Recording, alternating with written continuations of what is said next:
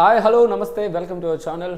ఈరోజు మనం అంటే తమిళనాడు చూస్తే మీకు అర్థమవుతుంది, మనం కొద్దిగా సీరియస్గా ఒక విషయం గురించి మాట్లాడదాం అనుకుంటున్నాం. బిఫోర్ గోయింగ్ టు వీడియో, మీరు ఈ ఛానల్ కొత్తగా వస్తున్నట్లయితే లైక్ షేర్ తర్వాత చేద్దురు, సబ్స్క్రైబ్ చేసుకోండి. అలాగే బెల్ ఐకాన్ని ఆన్ చేసి పెట్టుకుంటే మీకు నోటిఫికేషన్స్ వస్తూ ఉంటాయి, మా వీడియోలన్నీ మీరు చూస్తూ. అండ్ పాత వీడియో కూడా ఒకసారి చెక్ చేయండి. అండ్ వీడియోలోకి వెళ్ళిపోద్దు లేట్ చేయకుండా. నేను మూవీ రివ్యూస్ నేను కూడా ఇస్తున్నాను. మూవీ రివ్యూస్ స్టార్ట్ చేసాం. అండ్ ఉదయాన్నే లేచి మూవీకి వెళ్ళి చూసి ఆ తర్వాత రివ్యూ చెప్తాం. ఒకవేళ సినిమా మాకు నచ్చకపోతే నాకు నచ్చలేదనే చెప్తాను. ఒకవేళ నాకు నచ్చిందని ఈ సీన్ మనకు బాగుంది, ఈ సీన్ బాగుంది, ఈ సీన్ బాగా రాశారని, లేకపోతే ఈ డైరెక్టర్ బాగా చేశాడని, ఈ రైటర్ బాగా చేశాడని, ఈ హీరోయిన్ బాగా చేసిందని, హీరో బాగా చేశాడని వాళ్ళ క్రెడిట్స్ని అంటే మనం క్రెడిట్ ఇవ్వాల్సిన అవసరం లేదు. కాకపోతే సినిమా బాగుందని మనం చెప్పడం వల్ల మన ఆడియన్స్ కానీ లేకపోతే మన వీడియో చూసే చాలామంది దాన్ని ఖచ్చితంగా మనం చెప్పే మాటని నమ్మి సినిమాకి పోవాలా వద్దా అని డిసైడ్ అయ్యేవాళ్ళు చాలామంది ఉంటారు. రివ్యూ చూసి సినిమాకి పోదాం లేదంటే వద్దనుకునేవాళ్ళు.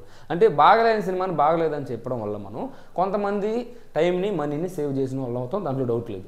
అలాగే బాగుందని సినిమాని కూడా బాగలేదని చెప్పడం వల్ల చాలామంది ప్రొడ్యూసర్ డబ్బుని మనం వేస్ట్ చేసినట్టు, వాళ్ళ ఎంతో కోట్లు ఖర్చు పెట్టి తీసిన సినిమాని మనం సర్వనాశనం చేసినట్టు అవుతుంది అని నా ఫీలింగ్. నేను ఒక విషయం చెప్పాలనుకుంటున్నాను.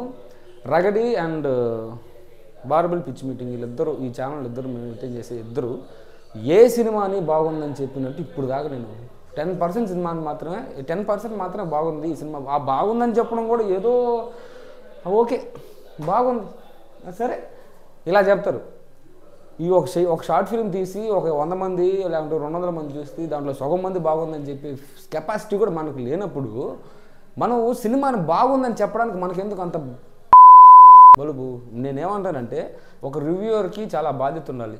ఎందుకంటే కొన్ని కోట్లు ఖర్చు పెట్టి ఒక సినిమా తీస్తున్నప్పుడు ఆ సినిమాని మనం బాగలేదని చెప్పినప్పుడు దానికి ఎంతో కొంత ఎఫెక్ట్ అయ్యే అవకాశం ఉంది. కాబట్టి బాగలేదని సినిమాని చెప్తే ఓకే, కానీ వీళ్ళకి కల్కి సినిమా నచ్చదు, దాని తర్వాత దేవరా సినిమా నచ్చదు, పుష్ప 2 సినిమా నచ్చదు. పుష్ప 2లో ఆ సీన్ ఎందుకు వచ్చింది? జాతర సీన్ అయిపోయిన వెంటనే ఈ సాంగ్ ఎందుకు వచ్చింది? జాతర సీన్లో అసలు ఎమోషన్ స్టార్ట్ అయ్యేదే ఆ అమ్మాయి కన్సీవ్ అయిన తర్వాత, కడుపుతో ఉందని తెలిసిన తర్వాత, నాకు ఆడపిల్ల పుట్టాలని నేను కోరుకున్నాను, అందుకని ఇలా చేశాను. అంటే ఆడపిల్ల అయితే మగపిల్లడు అయితే ఏంది ఇబ్బంది అని అన్నప్పుడు నేను ఇది ఇంటి పేరు కూడా ఇవ్వలేను, కూల్ నా కొడుకుని నేను అని ఆ ఎమోషన్ ఏడ్చినప్పుడు అప్పుడు దాకా మొరటోడు మొండోడు అనుకున్నాడు కాదు సంటిపిల్లోడు అనే ఫీలింగ్ అమ్మాయి కలుగుతుంది. అప్పుడు ఆ పాట వస్తుంది. అప్పుడు ఆ పాట ఎందుకంటారు వీళ్ళు? ఇప్పుడు ఆ సీన్ ఎమోషన్ స్టార్ట్ అయిన కానీ సినిమా ఆ సీన్ ఎన్ని దాకా ఎమోషన్ ఉందా లేదా అది చూస్తారు ఆడియన్. ఆ పాట వచ్చిందా లేదంటే ఈ ఫైట్ పెట్టారా అవన్నీ చూడరు, ఎలా ఫీల్ అయ్యారో అలా చూస్తారు. వీళ్ళకి పుష్ప 2 సినిమా నచ్చదు, దాని తర్వాత కల్కి నచ్చదు, దేవరా నచ్చదు. దేవరా సినిమా ఈ సీన్ ఎలా ఎందుకు తీశారు, ఈ సీన్ ఎలా ఎందుకు తీశారు, ఆడ లైట్ ఎందుకు పెట్టారు, ఇక్కడ గ్రాఫిక్స్ బాగాలేదు, ఇక్కడ లైటింగ్ తెలిసిపోతుంది. ఇవన్నీ ఆడియన్స్కి అవసరం లేదు. సినిమాని చూసినప్పుడు ఈ సీన్లో ఈ ఎమోషన్ క్యారీ అయ్యిందా లేదా. ఆర్జీవి గారు అయితే అసలు వితౌట్ లైట్సే చేసేసారు శివ సినిమా. నాకు ఎలా తీయాలో నాకు తెలుసు, అలాగే తీస్తాను, నేను ఏం తీయాలనుకున్నా నాకు ముందే మైండ్లో ఉంది, నేను అలాగే తీస్తాను. దాని ఇండస్ట్రీ హిట్ చేసి ఇప్పటికీ టాక్ ఆఫ్ ద ఇండస్ట్రీ అది శివ. ఆ చేసి సీన్ ఎలా చేశారని ఇప్పుడు కూడా చాలామంది డైరెక్టర్లు చూస్తూ ఉంటారు. అంతమంది సినిమాకి దానికి ఏ లైట్లు వాడారు, ఏ ఎఫెక్ట్ వాడారు. సినిమాని మనం ఎలా తీసినా కూడా జనాలు చూస్తారు. కాకపోతే అది ఎంగేజింగ్గా ఉందా, లేకపోతే ఎమోషన్ వర్కౌట్ అయిందా, లేకపోతే దాంట్లో ఉన్న విషయం ఆడియన్స్ ఫీల్ అవుతున్నాడా లేదా, ఇది చూస్తారు. అంతేగాని ఈ లైట్లు పెట్టలేదు, ఆ మ్యూజిక్ బాగాలేదు, ఇక్కడ అది వీటి వల్ల సినిమా ఏం ఇంపాక్ట్ అవ్వదు. కానీ మనం చెప్పేటప్పుడు బాగున్న సినిమాను కూడా మనం చంపేయకూడదు. సినిమా బాగలేకపోతే బాగలేదని చెప్తాం. సంక్రాంతికి వస్తున్న సినిమాను కూడా క్రింజ్ అంటారు, బాగలేదంటారు.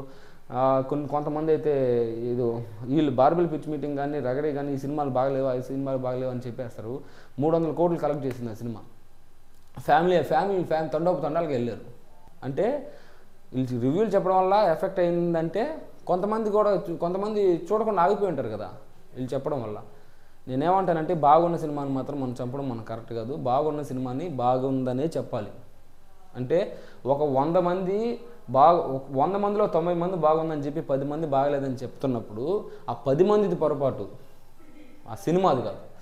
ఓకే, ఇది ఈరోజు నేను చెప్పాలనుకున్న విషయం. ఈ వీడియో మీకు నచ్చినట్లయితే లైక్ చేయండి, షేర్ చేయండి, సబ్స్క్రైబ్ చేయండి. బాయ్.